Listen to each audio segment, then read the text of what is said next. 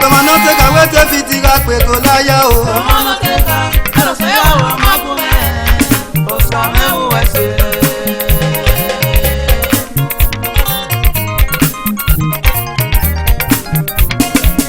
Toma no te ca bisbaga fiete kwera o. Toma no te ca, pero se hawa makume. Osame uwese. Uwese papa o, uwese ga yino yori. Uwese papa o. Uwese papa o, no fofo akelo. Uwese papa o. Uwese papa e gogo ki o pa do o. Uwese papa o, iga sunu kagbe mo memeje. Osame uwese. Papa la nu e fi o ba weria o. Osame uwese. Sinu meke vi ki o wa meya. Ave nakiko no mami dobo one. You know the Prince Osaetin is very gay and he's Ositi Bobo Sound of Africa. Owe Osalwesi. Emata eno akmomo sadegbe. Wagi makmomo sayemi yano Osalwesi. La o Mr. My brother. Yedi no pani me. Wagi aga meziegbe. Wagi aziegbe. Aga se gbe ya mefe. Alwe sa tu fo me o. Arati gbeye mefe, alwe senu fo me. Aga se gbe ya mi gona o. Alwe sa tu fo me o. Arati gbeye mefe, alwe senu fo me. Ma se gbe, ya se gbe kero sa o. Arati gbeye mefe, alwe senu fo me. We to wa se me o. Uri opa kagba me ba o yo. Wo we fo ne. Ega nu ya o yo. Leru ma o salera o. Bebe wa ma o salera me o akia enu e.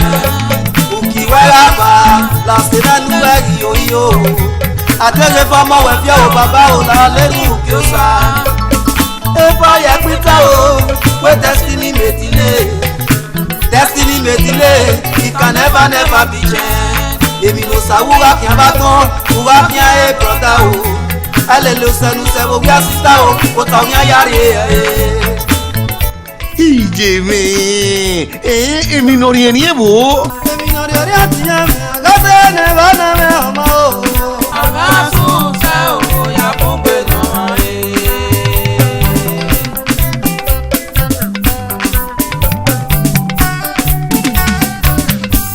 Èmi no ri ati ya me, aga se ne ba na me gba oye. Aga sun se o, ya kun gbe na re.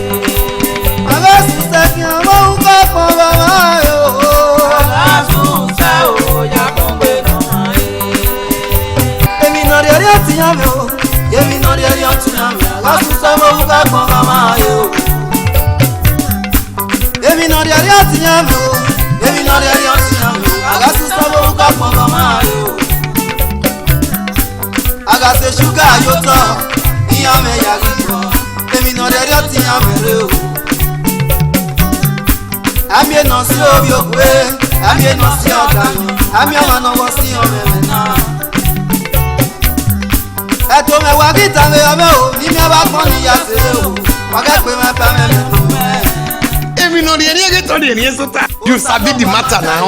Oko warule la city shop no dia ke we se we na ri enu when we dey mote warule bo eni ege Bright Altar International Nigeria Limited. The Lord is my rock. We 114 Sopomba Road on the secondary circular road junction with Benin City. Waje we with Franco this with 41 Lagos Road. We new Benin City. Ke we do Agbes International Company Nigeria Limited. Parliament Audio and Video Production. We number 2 Nosayaba Street with New Benin City.